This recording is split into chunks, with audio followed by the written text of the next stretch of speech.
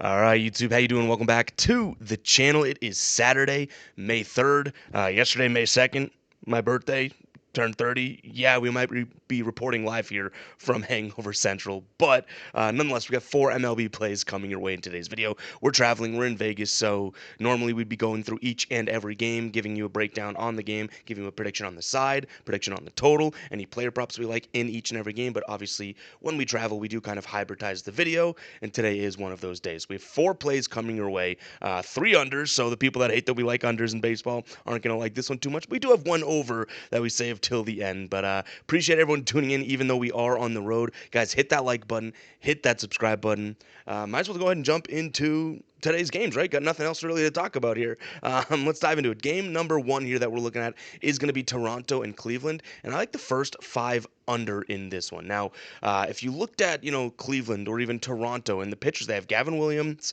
and Kevin Gausman today, and looked at their first 5 record specifically with these guys on the mound. But I guess you could even say like just in general, you wouldn't be all that impressed. I mean, Gausman has a decent look, right? He's 50-50 on the year, 3-3. That ain't making no money. But why do we like it today? Okay, well, first off, he is at home, and I think Gausman is going to look pretty good. He's faced Baltimore and Atlanta at home this year. And Toronto is actually the team that scored most of the runs in the first 5. If you look at him, he actually pitched pretty well against those 2 teams, 2 decent hitting teams at home. So I kind of trust Gausman here in the sense of, yeah, you look at him, he's 0-2 at home to the first 5 under, but it was because the offense kind of kicked in, right? You flip it over to the Gavin Williams side of things. Now, Gavin Williams this year has had, 6 starts? Yeah, so 1-5 to the first 5 under. That's tough. But on the road, similar to what we talked about with Gausman, their offense had kind of kicked in and blew some of these first 5s in terms of going over. So yes, both pitchers kind of in the same spot here where I trust them. Gavin Williams, I do think, is due for some regression at some point. I can admit that. Kevin Gausman, I think, is, I mean, what we expect from him, right? Kevin Gausman's having a really good bounce back season. He's going to throw a ton of fastballs.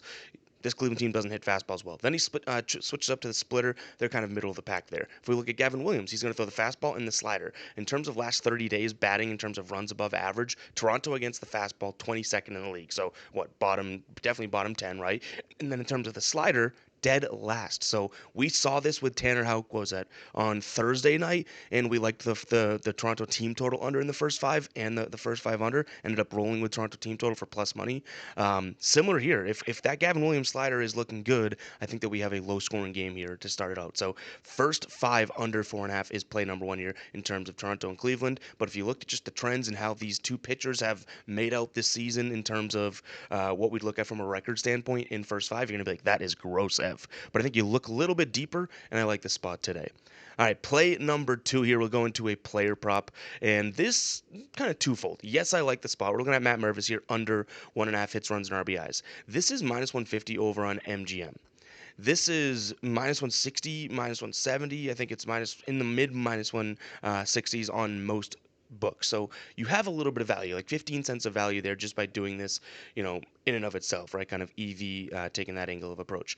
He's hit the under in 9 of his last 10 games. On the season, he's hit the under in 17 of 25. Started the year doing fairly well, right? He's cooled off though, and he's going up against a right-handed pitcher today in Osvaldo Bido. He's batting 203 against righties this year. WRC plus is 109.9 or 101.9, but it is lower than his just season stats. You flip it over to the Osvaldo Bido side against left-handed bats, which is what we're going to see from Mervis today.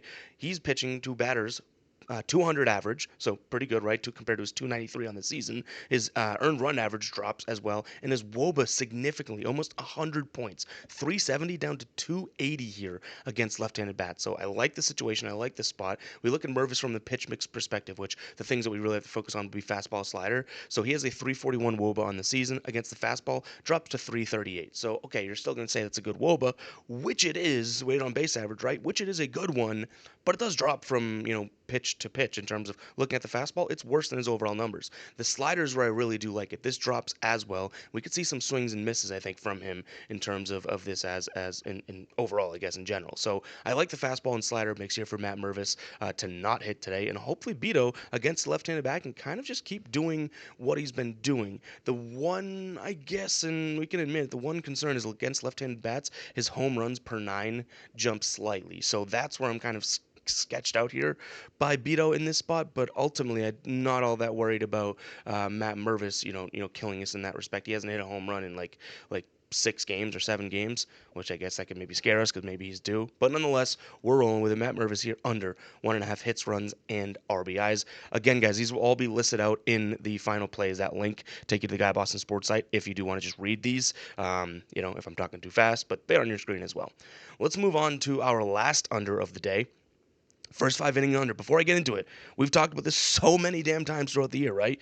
People might not like the unders, that we're rolling with a lot of unders. We've had so much success with unders this MLB season.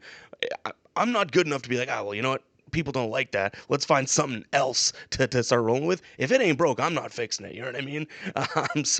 I'm definitely trying to stick to what's working, and I think we have a good little process here for unders. So this is another one. If you look at this, it's like Seattle's been in terms of first 5, they've been scoring and being scored on like you read about. Texas, I think, is hitting 9 of their last 10 or 8 of their last 10 in terms of under this line. Pitching today, we have Patrick Corbin on the mound, which obviously can get a little bit dicey. I think we can all admit that. He's going up against Luis Castillo, though.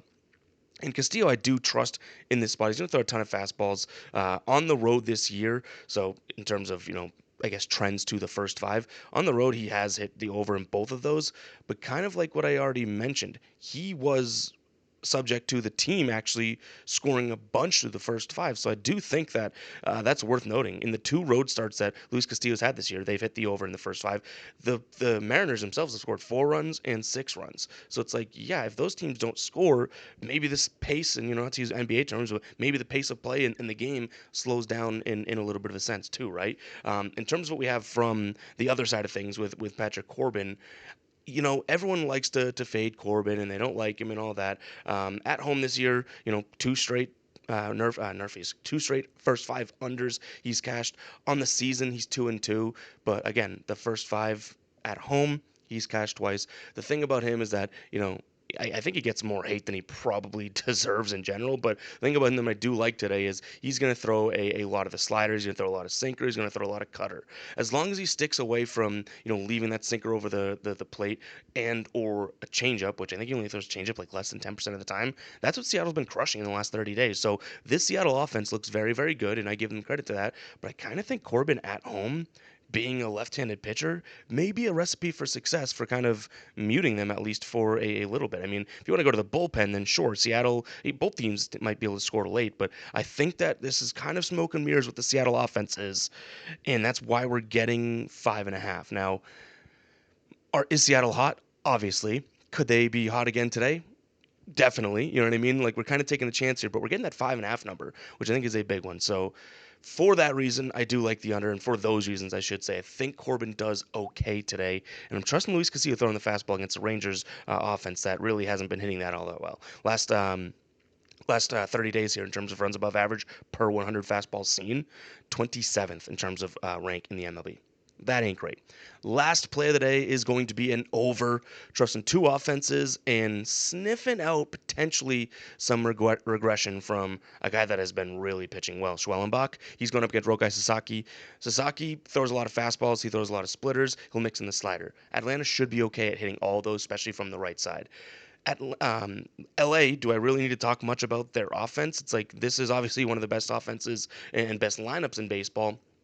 Have they had their fair share of games where you kind of make you scratch your head and whatnot? Sure, but we know what this offense is. I do think Schwellenbach is kind of due to, I guess, regress in a sense. He has some good numbers against this team, but the balls are, in terms of his against the roster, not against the Dodgers, excuse me, the guys that are on the team, but only 21 plate appearances against. But he has expected batting average against of 208, expected slugging 428, expected WOBA of 287. All those look pretty good, but in terms of launch angle and kind of you get into the nerdy stuff, if they do hit him hard today, which this is a Dodgers team that obviously hits the ball hard, we could see some big innings and big spots out of him, out of them, and even going to the bullpen. Like, this is a bullpen that's kind of just middle of the pack. I mean, their WHIP looks very good on the season. ERA rank, I think they're like 15th or 16th, so kind of middle of the pack. And Dodgers, you know what? Like I said, I'm hoping to get just a hot Braves offense against a pitcher that still looks like he's finding his footing overall.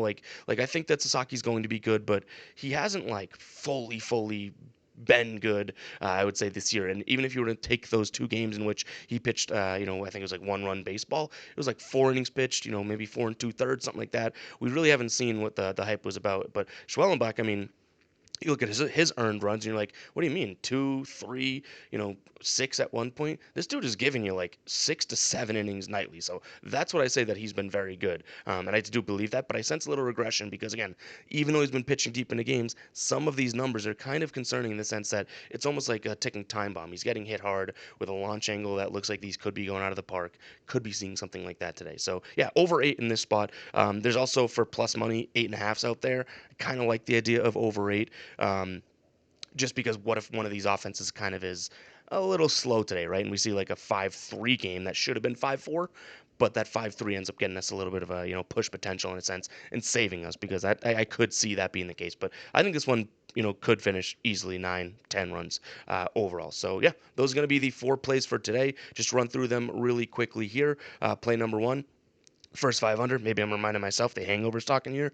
First 500 in the Cleveland-Toronto game. Matt Mervis, under 1.5 hits, runs, and RBIs. Then we move to Texas and do the under first 5.5. And then we just talked about it. Play number 4 there, the over 8 in the Braves and Dodgers game. If you guys made it this far in the video, go ahead and comment 11. The road videos are different, and it's funny. I give this little rant and at the end of most videos that we're doing on the road, right? And I tell you guys, I know that you would prefer, and I would prefer to do the regular, at home with the whole setup video. And then we still get comments being like, "I'm not gonna lie, man, no respect, no disrespect, but like those videos are better." And it's like, did you watch the end of the video? I'm admitting that. I appreciate the comment. I appreciate the transparency from you guys out there in the community. But like, I feel the same way.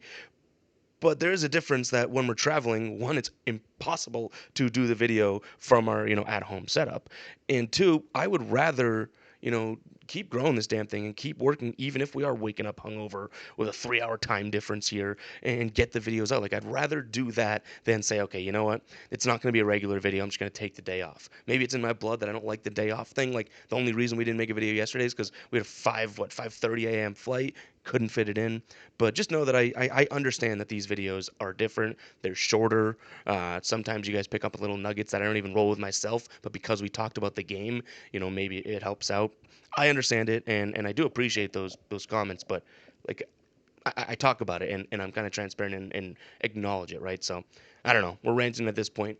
I need some damn water. We'll catch you guys in the next one, right? Peace out.